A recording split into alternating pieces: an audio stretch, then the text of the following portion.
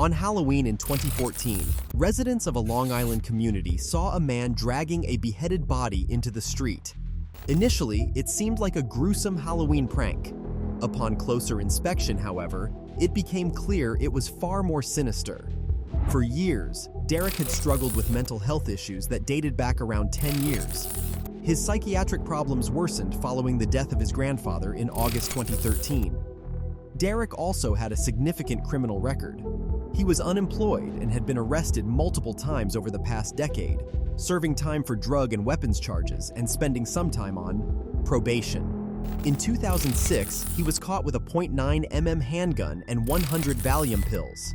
According to neighbors, Patricia and Derek appeared to be a typical mother and son duo. There were no noticeable arguments or records of domestic violence complaints. However, some neighbors observed that Derek was always with his mother, and she seemed very protective of him. One neighbor recalled, "She was very protective, always making sure he had certain things. I'd hear her ask, 'Do you have your wallet?'" Patricia truly doted on her son and did everything she could to help him cope with his psychiatric issues. On the day before Halloween in 2014, neighbors of the Ward family saw Derek pulling a headless figure from the apartment he shared with his mother. He then moved the detached head across the street before walking away. Because it was so close to Halloween, witnesses thought it was a grim prank or decoration. The scene was near a house decorated with pumpkins, cobwebs, and a fake graveyard, making it look like part of the Halloween setup. Dale Silverman, a nearby resident, later drove by and described the scene. "I saw what I thought was a head in the street. It had long black hair and was face down." She described how the figure lay straight with its legs together and hands at the sides. "It looked fake. I thought it was a silly Halloween prank." When someone finally went to inspect the scene, they were horrified to realize it wasn't a Halloween prank. Derek had moved the body of his mother into the street and then pushed her head down the road. It didn't take long for authorities to discover Derek's fate.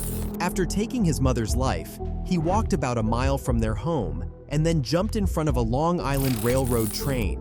He was struck and killed by an eastbound train near the Farmingdale station.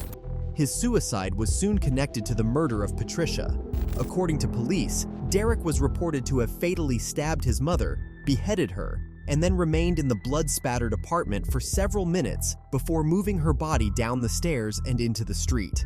As news of the incident spread, Detective Lieutenant John Azada noted, "It appears this was a murder-suicide." Patricia had multiple stab wounds and broken ribs, with the murder weapon, a knife, found inside the apartment. Tributes for Patricia flowed in, with Patrick Calabria, Vice President of Institutional Advancement at Farmingdale State College, stating, "We are in shock.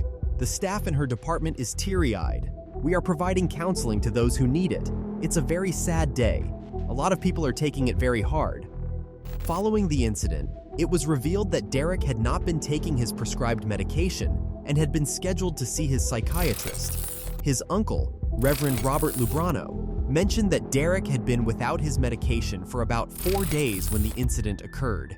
He said, "She's dead because he had a mental illness, and we didn't know how serious it was. We're in terrible shock. She was a wonderful person. He was a sick kid." Reverend Lubrano stated that Derek had never shown violence towards his mother, attributing the murder-suicide to the lack of access to psychiatric care. He mentioned that Patricia was in the process of securing psychiatric help for her son, with an appointment scheduled 2 days after her murder.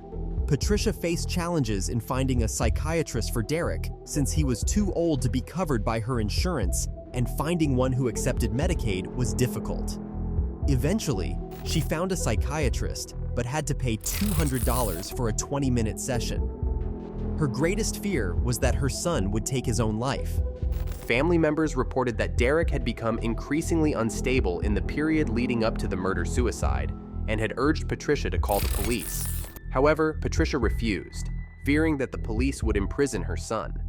While Derek had psychiatric issues, he was never diagnosed with a specific mental disorder.